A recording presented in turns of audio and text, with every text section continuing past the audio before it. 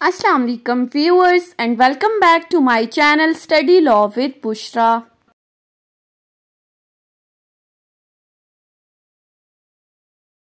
So we were discussing Civil Procedure Code 1908. We have discussed up till section 95. In this video we are going to discuss the topic of appeal from section 96 till section 99. But before starting the discussion, I request you all to please subscribe to my channel and don't forget to press the bell icon for latest updates. Do share this video with your friends and don't forget to comment your feedback. So let's move towards the discussion. अब section wise appeal को discuss करने से पहले अगर हम इसको define करते हैं कि अपील क्या है, ऑलरेडी हम कई लेक्चर्स बना चुके हैं अपील के टॉपिक के ऊपर, उसका लिंक मैं डिस्क्रिप्शन में ऐड कर दूंगी। लेकिन इस वीडियो की हद तक अगर हम अपील को डिफाइन करते हैं तो appeal is basically a process in which cases are reviewed by higher authority where the parties request to a formal change in official decision.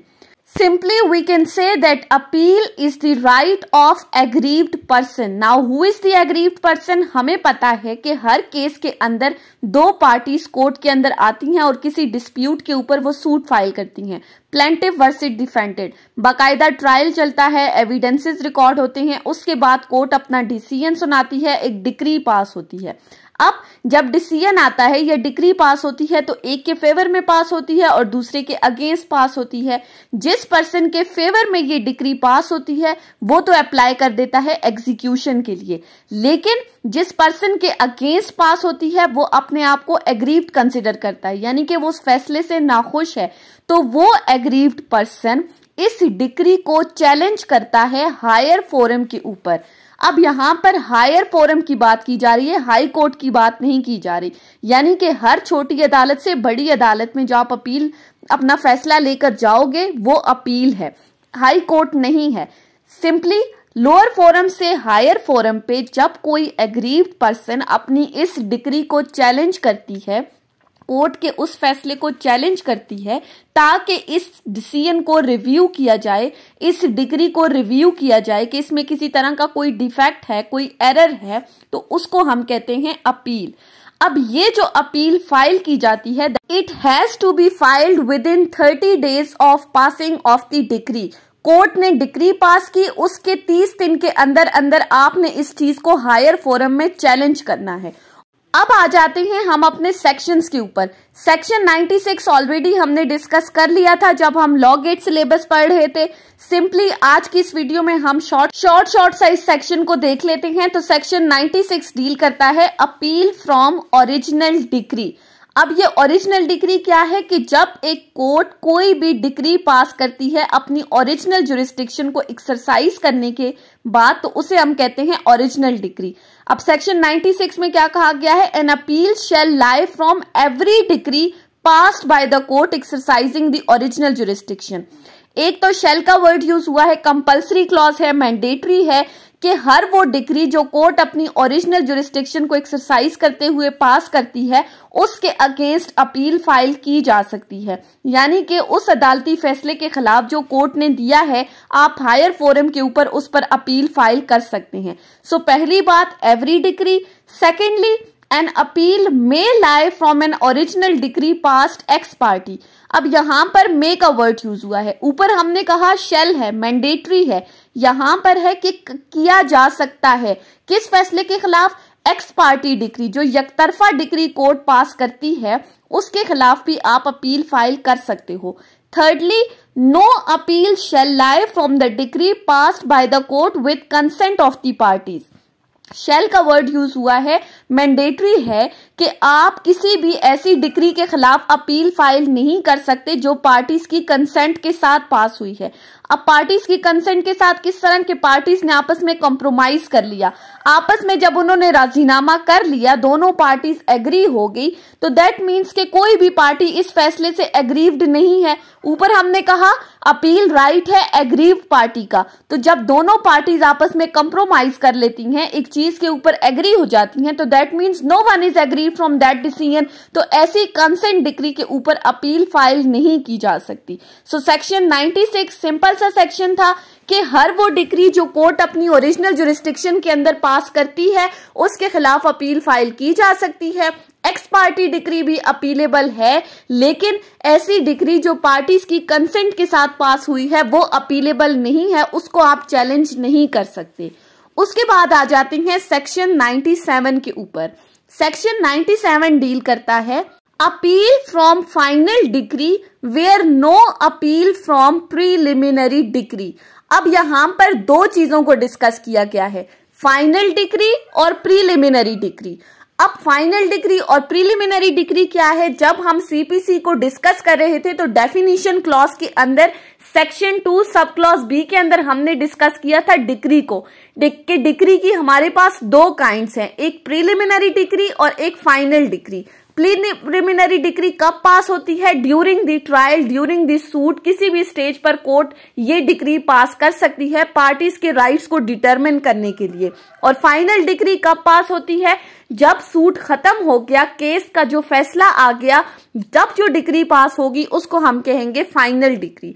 अब सेक्शन 97 ये कहता है कि अगर तो कोर्ट की तरफ से ड्यूरिंग द ट्रायल कोई प्रीलिमिनरी डिक्री पास हो गई और कोई पर्सन अपने आप को एग्रीव्ड कंसीडर करता है उस प्रीलिमिनरी डिक्री से, तो उसने उसी टाइम उसके खिलाफ अपील फाइल करनी है उस प्रीलिमिनरी डिक्री के खिलाफ। विद इन टाइम आपने अपील करनी है। अगर तो कोई पर्सन उस वक्त ये अपील फाइल नहीं करता और फाइनल डिक्री का वेट करता है, तो फिर फाइनल डिक्री के टाइम पर आप प्रीलिमिनरी डिक्री को चैलेंज नहीं कर सकते, उसके खिलाफ आप अपील फाइल नहीं कर सकते। फाइनल डिक्री का वेट आपने नहीं करना, आपने विद इन टाइम उस प्रीलिमिनरी डिक्री के खिलाफ अपील फाइल करनी है। सेक्शन 97 भी यही डिस्कस कर रहा है। Where any party aggrieved by a preliminary decree passed after the commencement of this court does not appeal from such decree, he shall be precluded from disputing its correctness in appeal, which may be preferred from final decree.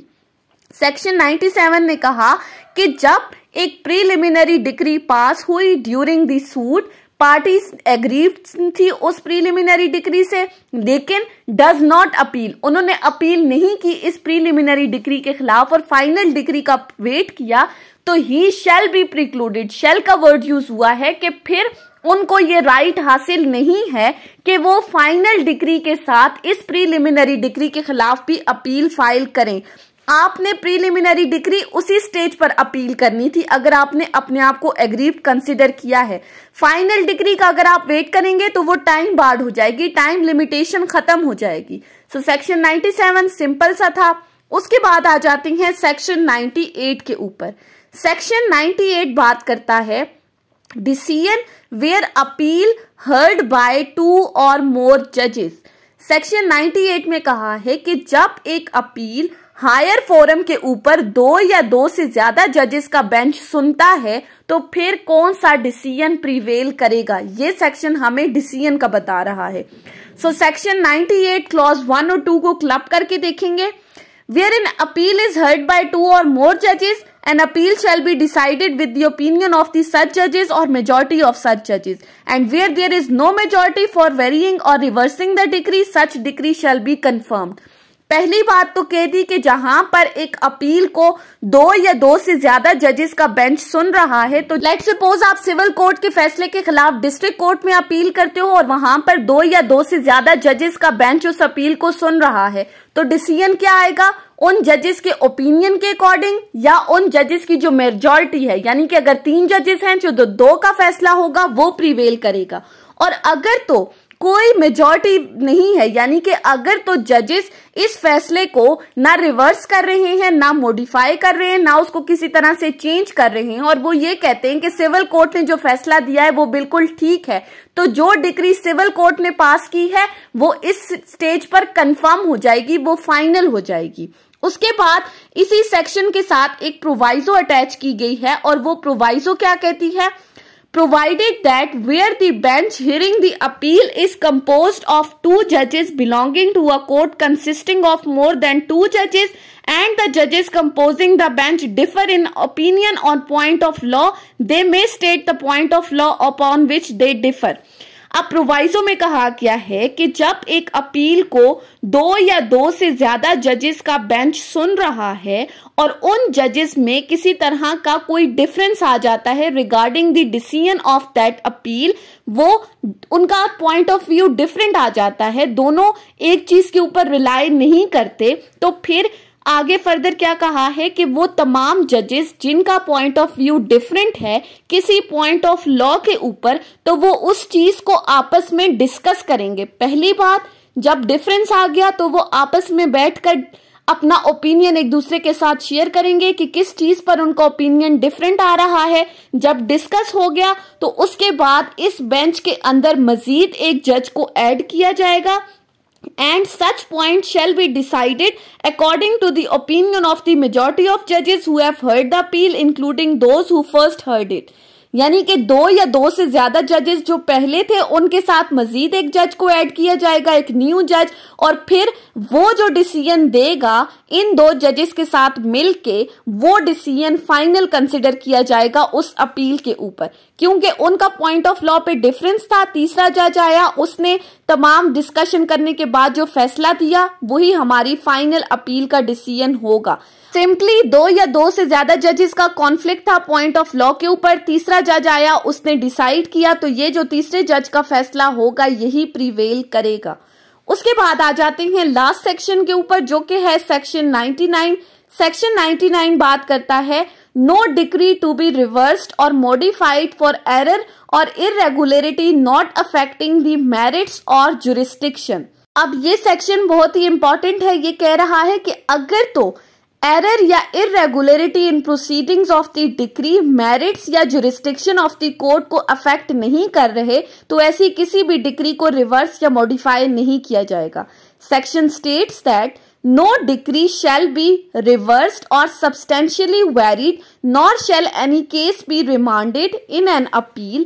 पहली बात कर दी कि किसी भी decree को ना तो reverse किया जाएगा, ना उसमें किसी तरह की मॉडिफिकेशंस की जाएंगी, ना ही उस केस को वापस लोअर कोर्ट को डिमांड किया जाएगा किसी भी अपील के अंदर। यानी कि जब कोई डिक्री पास हुई लोअर कोर्ट की तरफ से, आप उस डिक्री के अगेंस्ट अपील फाइल कर रहे हो हायर फोरम के ऊपर, किन ग्राउंड्स पर कि इस केस में मिसजॉइंडर ऑफ द पार्टीज है नंबर 1, यानी कि जिन पार्टीज को सूट का हिस्सा नहीं बनना चाहिए था उनको सूट का हिस्सा बना दिया गया है, और error in the cause of action, या जो कॉज ऑफ एक्शन था वो गलत है, या फिर डिफेक्ट और irregularity in proceedings in the suit, या फिर जो इस सूट की इस कोर्ट की जो प्रोसीडिंग्स हुई हैं उनमें किसी तरह की कोई इरेगुलरिटी है या फिर कोई डिफेक्ट है, तो ऐसी सूरत में not affecting the merits of the case और जुरिस्डिक्शन ऑफ द कोर्ट, तो जब ये 3 grounds that is मिसजॉइंडर, cause of action या इरेगुलरिटी इन प्रोसीडिंग्स,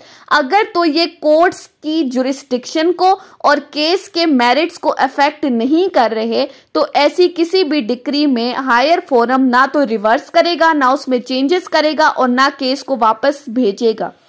सिंपली सेक्शन 99 में कहा गया है एक डिक्री पास हुई, आप उसके अगेंस्ट अपील लेकर गए, किन ग्राउंड्स पर कि मिसजॉइंडर ऑफ द पार्टीज है, कॉज ऑफ एक्शन गलत है, प्रोसीडिंग्स के अंदर इरेगुलरिटी है, इस फैसले को रिवर्स किया जाए या चेंज किया जाए। तो अगर तो इन फैसले को रिवर्स करने के बावजूद that is मिसजॉइंडर of the parties, अगर उन पार्टीज को केस से रिमूव कर दिया जाता है फिर भी केस के फैसले पे कोई इफेक्ट नहीं हो रहा, इसी तरह कॉज ऑफ एक्शन पे, तो जहां पर केस का फैसला इफेक्ट नहीं हो रहा, ना कोर्ट की जुरिस्डिक्शन अफेक्ट हो रही है, तो ऐसी किसी भी डिक्री को ना रिवर्स करने की जरूरत है, ना मॉडिफाई करने की जरूरत है और ना उसको वापस लोअर कोर्ट को भेजने की जरूरत है। सो ये थी हमारी आज की डिस्कशन सेक्शन 96 से 99 के ऊपर, जिसमें हमने डिस्कस किया है फर्स्ट रेगुलर अपील को। So that's all about today's lecture. I hope कि आपको ये लेक्चर समझ में आया होगा अगर आपने इस वीडियो को अटेंटिवली सुना है तो। अगर आपको ये वीडियो अच्छी लगी है तो इस वीडियो को लाइक करें, कमेंट करें और चैनल को जरूर सब्सक्राइब करें। Thank you so much for watching this video. Till then, अल्लाह हाफिज।